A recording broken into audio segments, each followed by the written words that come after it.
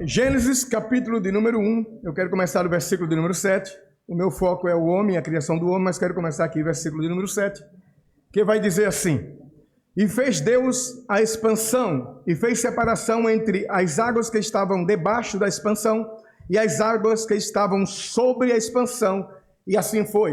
Então Deus começa a criação, Ele vai ordenando, as coisas vão acontecendo, Ele também vai analisando e vendo que era bom, porque Deus vai fazer uma análise e vai dizer, e viu Deus que era bom. Ele faz a expansão, que o hebraico chama de raquia, firmamento, né? Fez o firmamento. No versículo 9, e disse Deus, ajunte as águas debaixo dos céus num lugar e apareça, o quê? Versículo 9, apareça a porção. Agora aqui chama a atenção, isso aqui tem que me chamar a atenção. Por quê? Porque ele não disse haja terra. Ele não disse haja terra. O versículo de número 1, ele diz, no princípio criou Deus os céus e a terra, ponto. Quando ele menciona novamente a terra, é esse versículo aí. É o versículo de número 9, né? Por favor, coloque o 9 aí. E disse Deus, ajunte as águas debaixo dos céus num lugar, e apareça a porção, em hebraico é Yabashá, sem vida, terra desértica. Então esta terra que ele está mandando aparecer, não está dizendo haja, ele não está criando. Ele disse, ajunte as águas debaixo do céu, em um lugar, e apareça. Se eu voltar para o versículo 1, ela estava submergida debaixo das águas. No princípio criou Deus os céus e a terra. Versículo 2, a terra era sem forma e vazia, e essa sem forma não é deformada, ela é informe.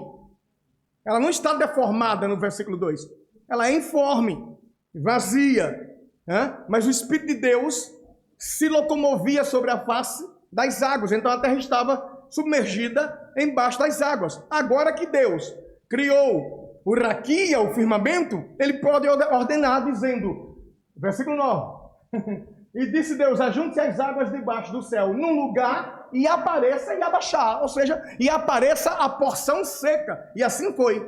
Diga comigo, a terra do versículo 9 é a terra do versículo 1, simples assim. Ele não está dizendo haja terra, senão ele teria que fazer a terra duas vezes, não é essa a ideia. Ele está dizendo apareça a porção seca, e assim foi. Quando Moisés ele diz, e criou Deus, no princípio criou Deus os céus e a terra, a maioria dos judeus, aqui é cultura judaica, agora que eu vou falar, eles traduzem a palavra reshit, que tirando o sufixo it, fica rosh, e rosh é cabeça, e eles entendem assim, na cabeça Deus criou. A expressão não é muito bonita, mas se você pegar como um arquiteto, Deus é o arquiteto da criação. Porque na verdade Deus não cria. Quando eu falo aqui, estou falando do Pai, eu não vou entrar na doutrina do pastor Vinícius. Mas o Pai é o arquiteto da criação, mas quem cria realmente é o verbo de Deus. Em João 1:1, o próprio João vai dizer que esse verbo é Cristo. E essa ideia de advérbio de tempo, que Bereshit é um advérbio de tempo, vai deixar de ser um advérbio de tempo, e João vai passar a ver naquele princípio a pessoa de Cristo. E aí ele diz, no princípio era o verbo estava com Deus, e o verbo era Deus. Todas as coisas foram feitas por ele, e sem ele nada do que foi feito se fez. Quem criou então os céus e a terra foi o próprio Cristo. Dando sequência, versículo de número 11, e disse Deus, produz a terra. Outra observação aqui, Deus não diz haja, Deus diz para a terra produzir os animais. Deus não disse haja animais, Deus disse produz a terra seres segundo a sua espécie. Então a terra agora passa a ser uma coajudadora, né? No sentido de uma colaboradora na criação. Claro que quem está criando é Deus, mas a terra vai produzir segundo a ordem do próprio Deus. Versículo 14, então ele cria os luminares, como já falei na aula passada, não chamou de sol nem de lua, por causa daquela questão da mitologia, que o sol e a lua eram deuses, então ele chama de luminares, e coloca nesse firmamento que ele criou. Na sequência, nós temos o versículo de número 17, e Deus nos pôs na expansão, novamente raquia, o firmamento que ele criou dos céus, para alumiar a terra, e para governar o dia e a noite, e para fazer separação entre a luz e as trevas, e viu Deus que era bom. essa expressão, viu Deus que era bom, geralmente a gente diz que ela aparece nos 6 dias da criação. Na verdade, no versículo 2 ela não aparece, mas ela aparece 2 vezes no versículo 3, e aí é que dá a ideia das pessoas dizer que para cada um dia da criação, disse Deus que era bom. A expressão é Vaiá Elohim Tov, viu Deus que era bom. Na sequência, nós temos aí o versículo 20, e disse Deus, produza as águas abundantemente, répteis de alma vivente. Então, as águas também agora vai colaborar com Deus na criação. Ok? E aí chegamos na criação dos seres vivos, e eu quero me deter então no versículo de número 26 do capítulo 1. Aqui eu começo a minha aula, Gênesis, capítulo de número 1.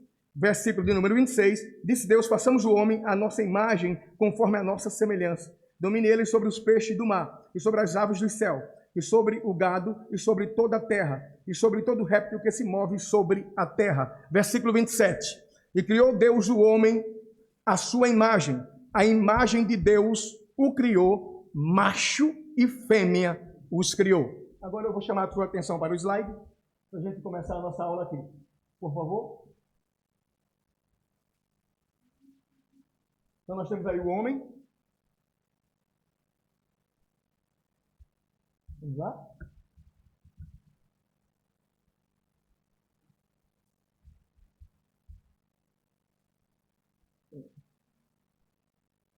Não vai, né? Então nós temos Deus ordenando a criação de todas as coisas, dos animais, das aves, dos répteis, de tudo que tem vida, que eu já acabei de falar. Gênesis 1 e 27, então, criou Deus o homem à sua imagem. A imagem de Deus o criou, homem e mulher, ou macho e fêmea, os criou. Se você analisar aqui, isso é uma poesia.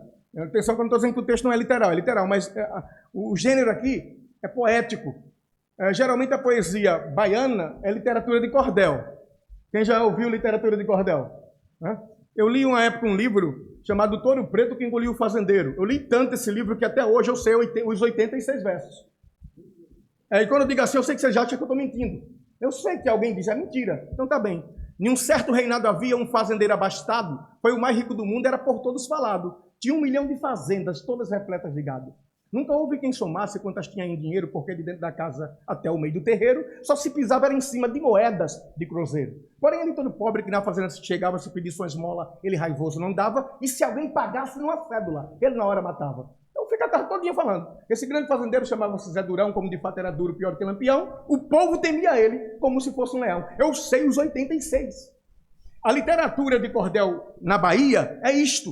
O verso é assim, tem que fazer rima. Mas isso aqui é um verso e dá para perceber também. E criou Deus o homem à sua imagem. A imagem de Deus o criou, homem e mulher, ou macho e fêmea, os criou. Então vamos lá. Nós temos o texto hebraico aí, que está fácil aí para vocês, né? Porque está transliterado, e para mim também, é claro. Então o texto diz assim: Vaivra Elohim et Haada Betalmo. Criou Deus o homem na sua imagem. Betsalem Elohim Barautou. Na imagem de Deus criou ele. Diga comigo, ele. É muito importante isso aqui. Porque aqui eu tenho um sufixo pronominal de terceira pessoa no singular, que em hebraico é hu, ele. Depois nós temos, na imagem de Deus criou ele. Então vem o texto hebraico agora, Zahá, Unekevá, Bará, Otan. Macho e fêmea criou eles. O que percebemos no texto? Percebemos que a palavra Elohim aparece 2 vezes. Temos o verbo bará aparecendo 3 vezes. Na imagem aparecendo 2 vezes, imagem de Deus, e Haadam, que é o que eu quero que vocês prestem atenção aqui. Observamos as linhas. Na linha de número 1, nós temos, criou Deus o homem à sua imagem. Nós temos então a formação clássica do hebraico clássico, que é verbo, sujeito e complemento. Então, criou Deus o homem. Quem é o sujeito? Deus. Deus é o sujeito. O verbo é criou. E o objeto direto, ou complemento, é o homem. Então, verbo, sujeito e complemento. Então, diga, Deus é o sujeito. O verbo é bará. E o homem é o complemento. Na linha de número 2, nós temos, na imagem de Deus criou ele. Então nós temos sujeito, sendo Deus, verbo sendo criar novamente, o verbo bará, e complemento ele. Ele é o complemento agora. Ou seja, ele aqui está voltado para o humano. Isso é importante. Porque geralmente o ele, nós falamos Adão. Deus criou o ser humano Adão. Ou o homem, não é o homem. Aqui é ser humano. E eu vou mostrar já a tradução do ATI, do Dr. Edson Farias Francisco, que ele traduziu do hebraico diretamente para o português, sem passar pelas outras versões, ou seja, sem passar pelo grego, nem passar pelo espanhol, nem Vulgata Latina. Então ele traduziu Adam, que as nossas Bíblias traduzem como o homem, ou como Adão, ele traduziu exatamente ser humano. Então criou ele. Ele se refere ao ser humano. Diga comigo, ele se refere ao ser humano. Terceira linha, macho e fêmea, criou eles. Mais uma vez, verbo, sujeito e complemento. E o complemento aí é eles. E eles se refere, a Adam. Adam pode ser um substantivo comum, como também pode ser um nome próprio. Em hebraico, como é que a gramática hebraica faz para fazer a diferença? Se eu quiser falar um nome próprio, eu não preciso de artigo. Eu não preciso dizer o Jorge, só Jorge. Não preciso de artigo. Mas se eu quiser falar do substantivo comum, então eu coloco o artigo. Então, pela gramática, quando ele colocar Ha'adam, ele está se referindo ao artigo. Ao substantivo comum, colocando o artigo. E quando ele colocar só Adam, ele está se referindo ao homem em si. Só que mesmo assim, você vai ter momento que ele vai colocar Ha'adam e vai ter momento que ele vai colocar Adam. Isso é que o dificulta para quem está lendo. Mas continuando, vocês vão entender o decorrer do que eu estou mencionando. Aqui nós temos o Dr. Edson de Farias Francisco, com o seu ATI, que é o Antigo Testamento Hebraico Português. Nessa linha preta, deixa eu ver se eu consigo mostrar para vocês ali. Nessa linha pretinha aqui, ó, que nós temos aqui o texto que Vaiomer diz Elohim, Deus, nascer, façamos. O que está aqui, homem ou humano? E a palavra é Adam. Está humano, então ele não traduziu homem, ele traduziu humano. Porque o sufixo pronominal de terceira pessoa é hu. Criou Deus, ele. Mas ele não está, a ideia aqui não é gênero, a ideia aqui é biologia. Criou ele, porque ela estava já nele. E atenção que eu não estou falando de hermafrodita não. Não me interprete mal. Vamos continuar. Ele se refere ao ser humano, ou seja, o ser humano é macho e fêmea. Deixa eu explicar. O ser humano completo é a junção de um macho com uma fêmea. Quem é a imagem de Deus? Diga, o ser humano. Então eu vou perguntar, quem é a imagem de Deus? O ser humano. Só que Eva está nele. Ela está nele, porque lá no 2, quando nós chegarmos lá, ele vai fazer o homem adormecer e vai tirar da costela do homem ela. E aqui no capítulo 1 ele está fazendo um relato que não é um relato apurado. Ele só está dizendo que Deus criou macho e fêmea. E ele não está falando de gênero. Ele vai falar de gênero no capítulo 2. Que aí ele vai dizer Ish e Shá. Aí é homem e mulher. Mas aqui é ser humano. Quem está me entendendo aqui, diga amém. Então, o ser humano pleno é macho e fêmea. Observe que o que temos aqui não é gênero. Em nenhum momento o narrador está falando de gênero, e sim de biologia. Até aqui. Capítulo 2. Deus vai criar o homem, e formou o seu Deus o homem do pó da terra, soprou em suas narinas o fôlego de vida, e o homem foi feito alma vivente. Agora espera aí. Pastor, no capítulo 1 ele já não tinha feito, não? Por que no capítulo 2 ele está repetindo? Pensa um pouquinho. Nós estávamos lendo o capítulo 1, não era? Formou o Senhor Deus o homem, macho e fêmea os criou. Mas agora, no capítulo 2, vai mencionar. Por quê? Porque o verbo aqui, que ele está usando, é o verbo yatsar. Lá no começo ele está usando o verbo bará. Quando ele está registrando no primeiro capítulo, no capítulo 1, que ele formou o homem, ele está dando só um resumo, ele não está dizendo como. Ele está só dizendo, olha, Deus criou o homem, macho e fêmea os criou. Agora no capítulo 2 ele vai dizer como foi que Deus criou. Quem me entendeu, diga amém. Então não há contradição aqui. No capítulo 2 ele vai dizer como foi que Deus criou. E ele vai dizer assim, e formou o Senhor Deus o homem do pó da terra, e soprou em suas narinas o fôlego de vida, e o homem foi feito alma vivente. Aí nós temos o texto hebraico. Vai ser do verbo yatsar e não bará. Veja que ele muda o verbo agora. Porque todas as vezes que ele cria com bará, ele traz a existência. Mas nesse caso aqui, yatser é o verbo moldar. É essa a ideia. Deus vai moldar o homem. É aquela ideia de pegar o barro e moldar o homem. Então, vai yatser Adonai Elohim et haada afar mim. Hadama vai par beapav. Nishamat Raim. Outra expressão interessante aqui, ó. Nishamat Raim. E soprou em suas narizes o fôlego de vida. Ele não soprou nas narinas do homem ruá. Ele soprou Neshama. Diga comigo, ruá. Espírito Santo. Diga Neshama. Espírito humano. Então Deus, o fôlego de Deus não é ruá, é Neshama. Está aqui escrito aqui, ó. Neshamat. Raim. Vai rir, Haada, Lenefesh, alma, Hayá, alma para viver, ou alma vivente.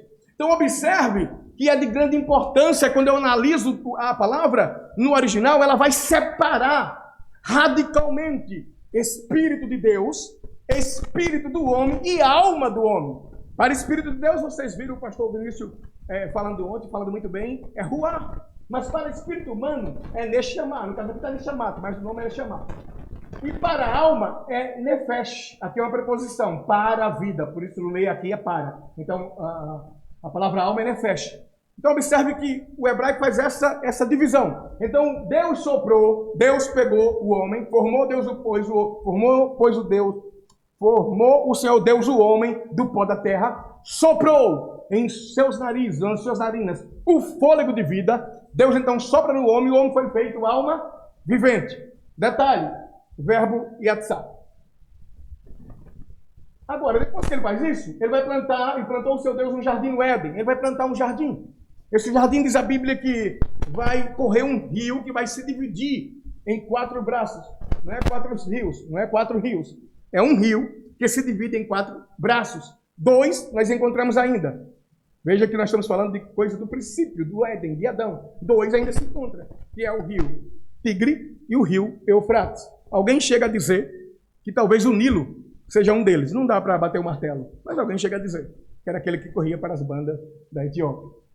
Então Deus faz o jardim, Deus coloca as árvores, da ordem que essas árvores, ele planta, na verdade, as árvores no jardim, coloca o homem no jardim. Aí tem algo interessante aqui, Gênesis capítulo 2, versículo de número 8. Vou mostrar algo aqui também que é interessante no meu ponto de vista aqui. E plantou o Senhor Deus um jardim no Éden. Então aqui, aparentemente, o jardim não é o Éden, mas o jardim foi plantado no Éden. Mas no versículo 15, a coisa muda. Veja o versículo 15. E tomou o Senhor Deus o homem e o pôs no jardim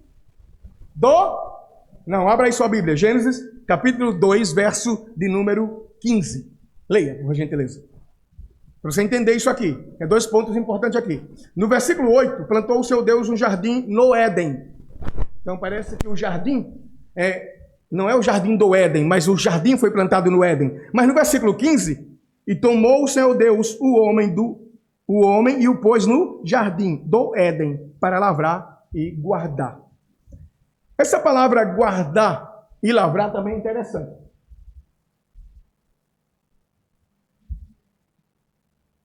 Deus vai ordenar o homem, mas da árvore do conhecimento do bem e do mal dela não comerás, porque no dia em que dela comeres, certamente morrerá. Então Deus coloca o homem no jardim. Deus diz para o homem o que é bom para se comer. Você não pode comer qualquer coisa, você vai comer o que eu quiser que você coma. Então, Deus legisla sobre a comida. Diferente dos deuses, que cria o homem para trazer comida para os deuses. Deus cria o homem e Deus providencia a comida para o homem. Olha que coisa linda esse Gênesis. Continuamos. A ordem para o homem. E tomou o Senhor Deus o homem e o pôs no jardim do Éden para lavrar e guardar. O homem deve trabalhar e guardar o jardim. 2 verbos se destacam aqui. Diga comigo, avad. Diga chamar. Esses 2 verbos só aparecem juntos em 2 livros só. São 3 vezes que eles aparecem. Você vai ter avad muitas vezes no decorrer da Bíblia e chamar também muitas vezes nos textos bíblicos. Mas eles aparecem muitas vezes no contexto bíblico. Separadamente, todavia, juntos só aparecem em 2 livros, a saber, Levítico e Números, no contexto do trabalho do sacerdote. Então, avad vem de avodar, trabalhar, e chamar vem guardar. Então, o homem é colocado no jardim, diga comigo, para trabalhar e para guardar. Então, aqui é a ideia que o homem é um sacerdote naquele jardim do Éden. Vou deixar você processar um pouquinho. O homem é um sacerdote no jardim, porque todas as vezes que Avad e chamar aparece, tanto em Números como em Levítico, que é as 2 vezes que vai aparecer juntos, aparece no sentido dos filhos de Levi, de Coate, que trabalhavam e guardavam o sacerdócio. Ok? Vou precisar só do slide aí para dar sequência. Assim que possível. Então a ideia é que o homem é um sacerdote e fica forte, toma força. Quem está entendendo, diga amém. Então o homem é um sacerdote que representa Deus naquele jardim. Ok? Ok, muito obrigado. Agora a formação da mulher. E é interessante aqui. O texto hebraico vai dizer: Vaiomer Adonai Elohim Lo Tov. E Deus viu que não era bom. Deus viu. Não é bom que o homem esteja só. A palavra lo ali é não. Não é bom que o homem esteja só. Então a ideia de solidão, meu irmão, não vem de Deus, não. Quem está me ouvindo, diga amém. Ideia de ficar sozinho, não vem de Deus, não. Quem é casado, levante a mão. Glória a Deus. Quem não é casado, pede a Deus aí, varão. Pede a Deus, porque esse negócio de ficar sozinho, vem de Deus, não, meu irmão. Não vem de Deus. E o próprio Deus olhou e não viu Deus. Não é bom que o homem esteja só. Vaiomer Adonai Elohim Lotov. Heiot Ha'adam levado Esher. Aí ele vai dizer assim: e disse o Senhor Deus, não é bom que o homem esteja só. A tradução: far-lhe-ei uma ajudadora idônea. Como é que está aí na Bíblia de vocês? Está dessa forma mesmo? Penso que sim. Mas veja uma olhada aí, ver se alguém tem diferente. Então Deus vai fazer para o homem uma ajudadora idônea. E é, diz como? Adjuntora. Tem mais alguma versão diferente?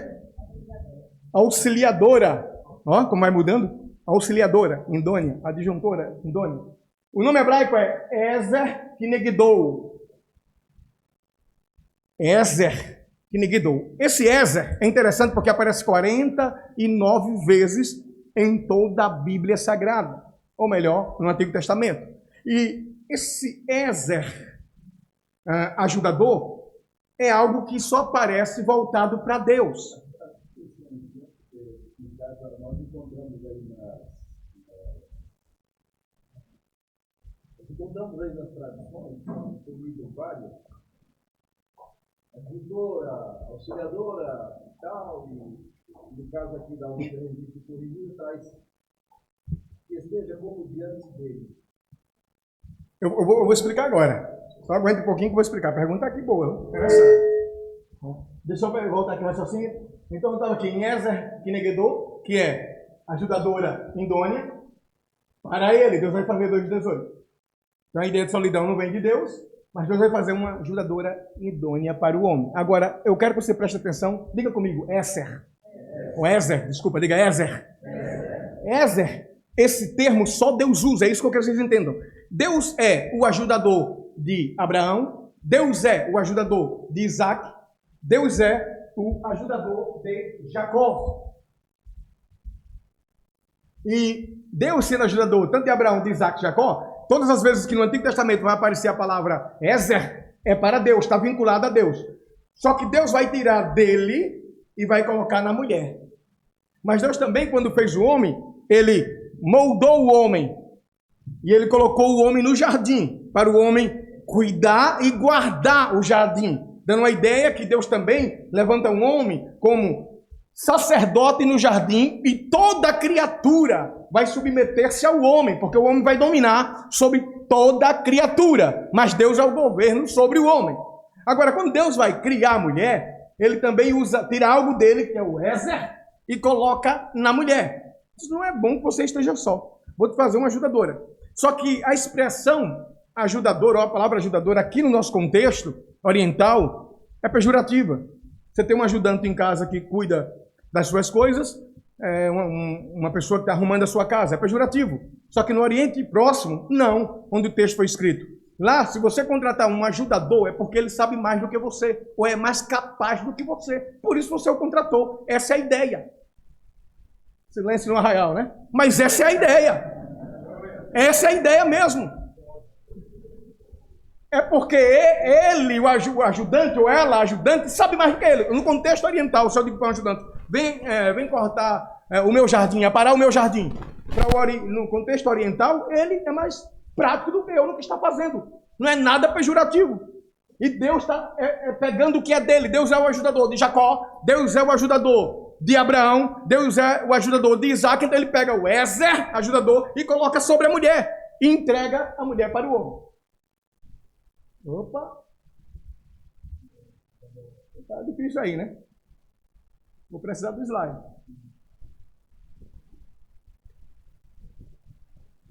Talvez tem que trazer a aula com os meninos para cá.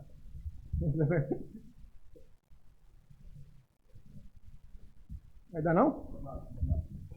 Ok. Então, Deus pega a mulher e entrega a mulher para o homem. Agora, quando Deus levou a mulher para o homem, é interessante porque o texto vai dizer que Adão, e disse Adão. Adão disse, só que não tem tradução. Deixa eu ver só, aqui a palavra está lá, eu não tenho como gravar tudo.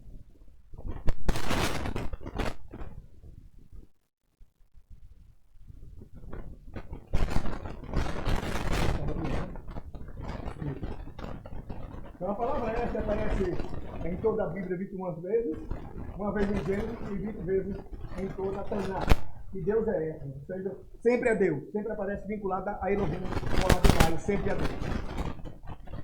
A formação da mulher. Essa ajudadora tem algo de Deus, já falei. O homem que vai cuidar do jardim é um sacerdote de Deus, ajudante. Falei do conceito de ajudante que é o Oriente Próximo e nosso contexto aqui. Deus vai criar uma especialista para o homem. O homem e os animais são formados do pó da... E o verbo yatsar que Deus usa para o homem é o mesmo verbo que Deus usa para formar os animais. Tem uma diferença no fôlego de vida, porque aqui o homem tem o raciocínio, o espírito humano. O homem tem o espírito humano. O animal tem alma vivente. A diferença é essa. O homem é o sacerdote do jardim. E a mulher é formada na costela do homem. Formação da mulher. Então o seu Deus fez cair um sono pesado sobre Adão. E este adormeceu. E tomou uma das suas costelas e cerrou a carne em seu lugar. E da costela que o Senhor Deus tomou do homem, formou a mulher. E trouxe-a a Adão. Gênesis 2, 21 e 2. Dois verbos se destacam aqui. O verbo yatsar, que Deus está usando para formar o homem, que é moldar, dar forma. Mas olha o verbo para formar a mulher. Diga comigo, banar. Banar. Construir com planta. Para o homem, pastor José, ele vai yatsar, moldar. Mas para a mulher, Deus, falando de Deus, ele vai parar, vai analisar, vai calcular, pastor Valci, vai fazer cada medida no seu lugar. Cuidado para não perder as medidas aí. Cada medida no seu lugar. Porque é isso que é a ideia. Baná é construir com planta, arquitetura. A mulher é uma obra-prima das mãos de Deus para entregar ao homem. Mulherada, dá para dar um glória aí, não? Ajuda aí. Uma obra-prima. Agora, Deus pega a mulher depois que Deus cria ela, da costela do homem, e Deus caminha em direção ao homem, e Deus entrega a mulher ao homem. Então, o homem veio do pó da terra, a mulher veio do homem. O homem é moldado, a mulher é construída, desenhada, com as suas medidas. É uma obra-prima. Deus levou a mulher até o homem, e o homem disse, Zohapaam. Não tem tradução. Não tem. Eu vou dizer o que é que os judeus dizem. Quando Deus apresentou ela para ele, ele fez assim, ó. Uau!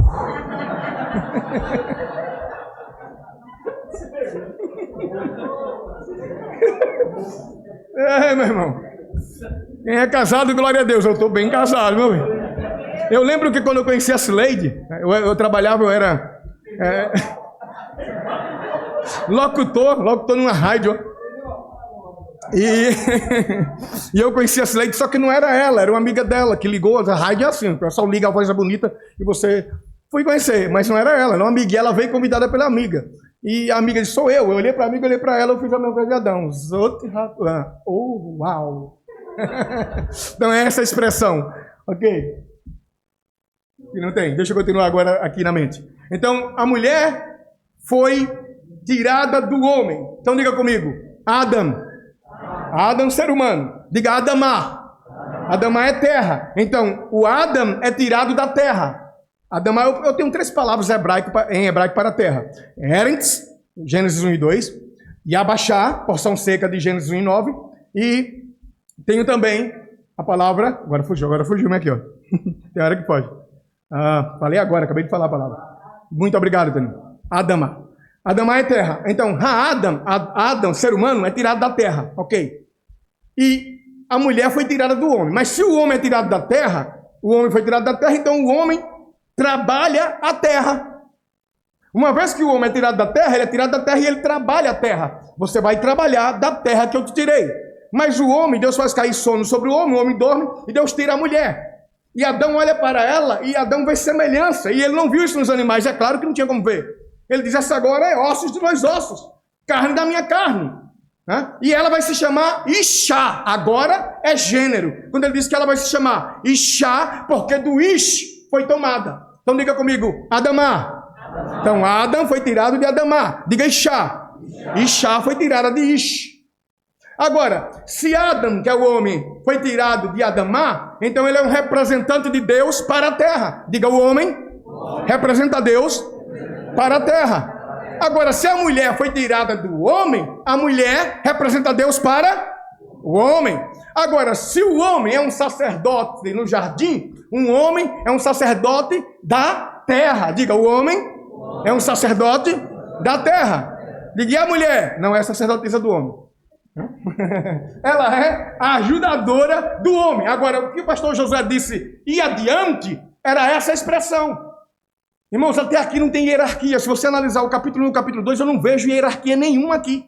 A mulher tem uma missão, representar Deus para o homem. E o homem tem uma missão, representar Deus para a terra. Porque os dois são Tselem, imagem de Deus. Tselem Elohim, imagem de Deus. Todos os dois são Tselem Elohim, imagem de Deus. Agora, o homem tem que representar Deus para a terra e a mulher tem que representar Deus para o homem. O homem tem que cuidar da terra e a mulher tem que cuidar do homem. Havia uma harmonia entre o homem e a terra e havia uma harmonia entre a mulher e o homem. Mas, com o pecado, essa harmonia acabou. Agora, o homem planta na terra e a terra não produz mais para o homem. Agora, a mulher fala e ambos, homem e mulher, vão ter algumas discordâncias. Mas a missão continua. Qual é a missão? Ambos, tanto o homem como a mulher, têm que representar em Deus na terra. Quem entendeu, diga amém. Independente do pecado ou não, porque o próprio Daniel, no cativeiro babilônico, ele representa Deus de tal forma que o rei assírio disse, não adoraremos outro Deus a não ser o Deus de Daniel. Então a sua missão, minha irmã, a sua missão, meu irmão, é representar Deus nessa terra.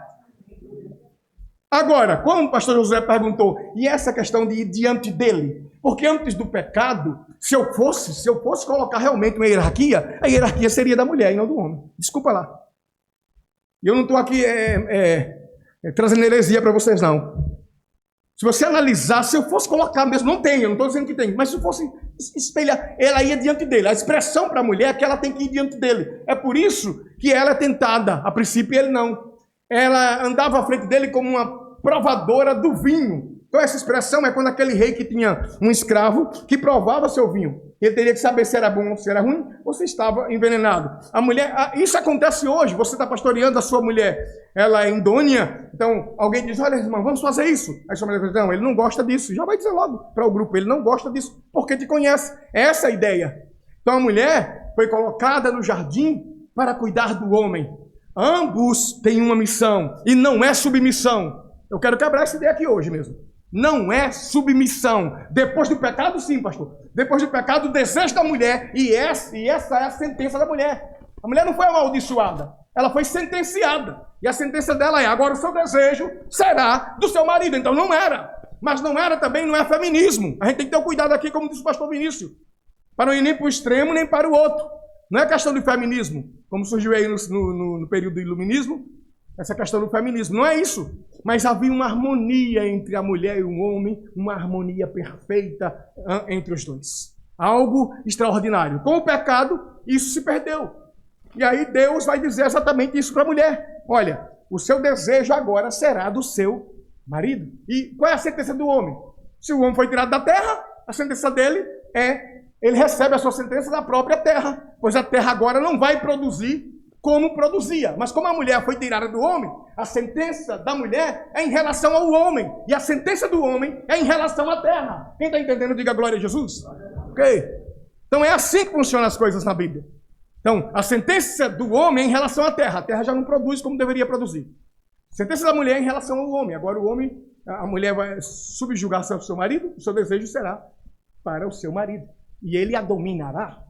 Né? Não quer dizer também que ela era mandona, a ideia não é essa não, porque eu estou dizendo isso, pastor, então se não fosse o pecado a mulher ia mandar, não tem nada disso, havia uma harmonia, e essa harmonia é o que o casal quando frequenta estudos para casais e deixa a Bíblia entrar no coração e obedece o conselho do seu pastor, vive no seu lar, uma harmonia. Né? Nós vivemos hoje, irmãos, a igreja hoje, se ela entender isso, entender essa questão, que essa harmonia tem que existir, vai viver muito melhor. O casal vive muito melhor, porque é assim, tem que haver harmonia. Né? Agora, é claro também que nós temos chegado em lugar que é triste, irmão. Tem lugar que a gente chega aí que a mulher manda mesmo. E eu estou falando de extremos, mas tem lugar que é triste. Eu cheguei com um obreiro uma vez e me deu uma tristeza. Nós estávamos vindo do trabalho, chegamos na casa do obreiro e a mulher dele estava deitada no sofá e ele disse, pastor, e eu falo, quase saiu, né? Vamos tomar um café em casa. Eu falei, vou, me convidou, vou lá. Pastoreando. Aí cheguei lá, a mulher deitada, ele disse, amor, faz um café. Faço não, quer fazer, faça você. E eu, se eu tivesse um lugar para me esconder, eu tinha me escondido. Né? Tinha me escondido mesmo. Tinha cavado um buraco, igual para o tatu lá no Brasil, escondia. Então tem coisa que é séria. Tem que haver uma harmonia. Também não é um machismo também, não é isso. Ele fez, né? Ele foi lá e fez, eu agradeci, mas ela não fez não. Ela não fez não. Ela não fez não. Mas também tem o outro lado, não é o outro lado. É obra-prima. Ei, varão, a mulher é obra-prima. Deus fez ela para estar ao teu lado, assim como fez você para estar ao lado dela. Eu aprendi uma coisa com minha esposa, que a gente leu o texto de... Quando tem os 4 rios ali no Gênesis, aqui é a nossa matéria, quando existem os 4 rios ali no Gênesis, tem um dos rios que é o Eufrates. E a Bíblia vai falar com menção aos 3 rios, mas o Eufrates não fala. É que você vai lá para Apocalipse, vai dizer que o Eufrates é a tampa do poço do abismo, onde estão os demônios. Diz isso em Apocalipse. O Eufrates é a tampa, ou seja, na grande tribulação, os demônios vão sair do poço do abismo pelo rio Eufrates. Aí, como eu estava falando que os 4 rios estão dentro do Éden, ou melhor, 4 braços, né? Porque é um rio que se divide em 4 braços, estão dentro do Éden e tudo é provisão para o lar. Deus já faz o lar para o homem com uma provisão para o homem. Então Deus preparou a comida, Deus preparou o ouro, tudo dentro do teu lar. Aí esse rio não menciona nada, a gente tem que ir para Apocalipse para saber dele. E quando a gente descobre o segredo, é que ele é a tampa do poço do abismo. Aí parece, quem está ouvindo, o senhor está dizendo então que na minha casa tem demônios? Não, não tem demônios. Mas Deus colocou o Eufrates no teu Éden para te dar limites. Limites é quando eu começar a discutir, que se não parar, se começa uma discussão e não para, nem um lado nem o outro, nem o homem nem a mulher, vai chegar até a haver uma agressão, ou um machucar o outro. Então, para que isso não aconteça, Deus está dizendo, olha o Eufrates. Eu sei que não dá para entender porque eu falei muito rápido. Mas nós em casa agora é assim. Se o negócio apertar, olha o Eufrates. Olha a tampa do Eufrates. Então já sabe. Como é? Olha o Eufrates, mano. Capítulo de número 4, para a gente encerrar. Partir para encerrar. Já abriu a tampa? Não, abre não, moço. Abre não. Deixa aí tampado, irmão. Deixa o Eufrates tampado. Capítulo de número 4, então. Ou melhor, capítulo 3, a tentação, né? Ora, a serpente era mais astuta que todas as animais do campo que o Senhor Deus tinha feito. E esta disse à mulher. É assim que Deus disse. Aqui o narrador aqui faz um trocadilho de palavras, porque no final do capítulo 2, o homem e a mulher estavam nus e não se envergonhavam. E a palavra é arumim. A palavra para nudez ali é arumim, que também é traduzida como inocência, como pureza. Essa é a ideia. O homem e a mulher estavam nus e não se envergonhavam. Já no versículo de número 3, a Nahash, a serpente, é Aron. Então, quando você, falando assim, não sei se todo mundo vai entender, mas no hebraico nós temos radicais, que é chamado de stores, que são 3 consoantes que formam a radical de um verbo. Tanto Arumim como Aron têm os mesmos radicais. Então, aqui para a serpente, ele diz que ela era Aron e era astuta, sagaz. Mas o homem e a mulher no jardim, despidos, eram Arumim e não tinham vergonha e tinham inocência, existia pureza. Ora, a mulher desobedece a Deus porque vai comer daquilo que Deus disse para não comer, já aqui em síntese resumindo. E quando a mulher come daquilo que Deus disse para ela não comer, claro, tentada pela serpente, os olhos dela não se abrem.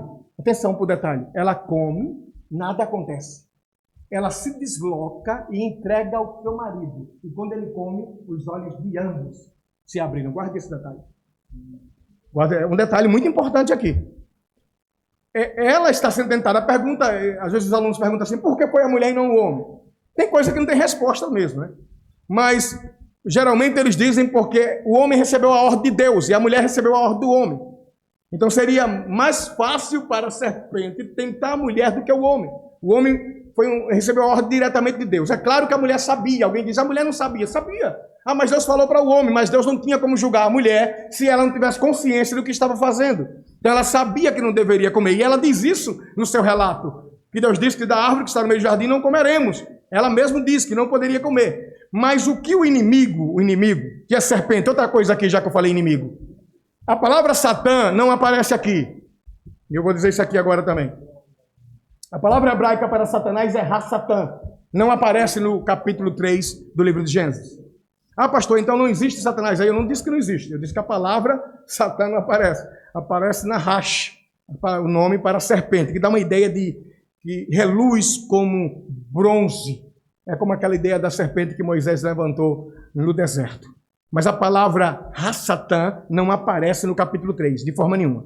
Porém, em Apocalipse, no capítulo 12, vai dizer os nomes e títulos para Satanás. E aí sim, ele vai dizer a antiga serpente. Aí dá a ideia que essa antiga serpente está aqui no Gênesis. Só dessa forma é que a gente faz o link. Mas o texto hebraico, em nenhuma hipótese, coloca aqui a palavra Ha-Satã. Aparece em Jó 4 vezes e aparece em vários textos na Bíblia. Mas no capítulo 3 de Gênesis, a palavra Ha-Satã não aparece. Então, o que nós entendemos aqui? Que é uma entidade espiritual que age através da serpente para fazer com que o homem e a mulher pequem perante o seu Deus. Deixe-me só ler rapidamente aqui algo que aconteceu ainda em relação ao pecado. Para quem tem a apostila, agora a outra apostila está na página de número 32. Conclui-se que, neste contexto do capítulo 3, quando o homem e a mulher pecam, morte corresponde ao afastamento de Deus e à perda da imortalidade, que só seria restabelecida através da vinda de nosso Senhor e Salvador Jesus Cristo. Então o homem morre, sim. É claro que ele não morre fisicamente, mas ele morre no sentido espiritual, como o pastor Valci também falou. Ele é desconectado realmente de Deus. E achei interessante o que o pastor falou, porque Deus pergunta onde estás, como se tivesse percebido que ele já não estava ligado nele. E o próprio Adão se esconde porque ele percebe que nunca sentiu aquilo que ele está sentindo. De forma que ele se esconde da presença de Deus. Então houve essa quebra de conexão entre Deus e o homem. Consequências. Ponto 1. A consequência do erro, que se manifestou pela vergonha e da nudez. Ou seja, não tinham vergonha. Eles eram arumim, estavam no jardim, estavam nus e não se envergonhavam. Mas agora, após o pecado, eles têm vergonha. Ponto 2. A expulsão do paraíso, o espaço em que fora criado por Deus para o abrigar. Agora vão ser expulsos daquele jardim que o Senhor colocou para eles. Ponto 3. A mulher passou a ser dominada pelo homem. E a partir daí, ela vai ter filhos com dores. Agora, no capítulo 4, você vai ver ela tendo filho. E eu não sei se é de propósito, mas o narrador não mostra que é tanta dor assim. O capítulo 4, vamos lá. Ela vai ter um filho. E aí aparece outro verbo, que é o verbo conhecer. Isso é interessante, é muita coisa. Misericórdia. É o verbo conhecer aqui no capítulo 4. E conheceu Adão a Eva, sua mulher, e ela concebeu. Esse verbo conhecer é muito mais do que ter relação sexual. Aqui esse verbo é usado para relação sexual, sim, entre o homem e a mulher. Mas quer dizer que não vale a pena só ter relação, você tem que conhecer. Então, eu venho à igreja, mas eu só conheço alguém quando eu tenho contato com ele, quando eu experimento essa coisa que eu tenho condições de dizer que conheci. Então, esse verbo é usado aqui. Conheceu Adão a Eva, sua mulher, e ela concebeu e teve a Caim. Agora, observe, conheceu. Olha o versículo de número 25 do mesmo capítulo. Capítulo 4, 25. E tornou a... Agora, observe, e eu não vou entrar nisso, mas deixa. Se, porventura, Adão tivesse conhecido Eva no jardim, esse texto do capítulo 4 seria tornou a conhecer. Só para deixar, tá bem? Não vou entrar aqui, nem vou questionar, mas observe. Se ele tivesse conhecido ela dentro do jardim, capítulo 4 não seria conheceu, seria tornou a conhecer. Mas como o capítulo 4 diz, conheceu, e o versículo 25 diz, tornou a conhecer, é porque está conhecendo de novo. Só isso. Quero encerrar dizendo o seguinte, ainda para a obra-prima que Deus criou, como o texto que eu li de Gênesis é um poema, eu quero recitar aqui um poema de Ivone Belchat, que diz assim: um aroma suave exalou das mãos do Criador. Quando os seus olhos contemplaram o homem no jardim, foi assim. O Senhor desenhou o ser gracioso, meigo e forte, que sua imaginação o quis produzir. Um novo milagre se fez carne, se fez bela, se fez amor. Se fez, na verdade, como ele quis fazer. O homem colheu a flor, beijou-a com ternura, chamando-a simplesmente mulher. Deus abençoe, em nome de Jesus.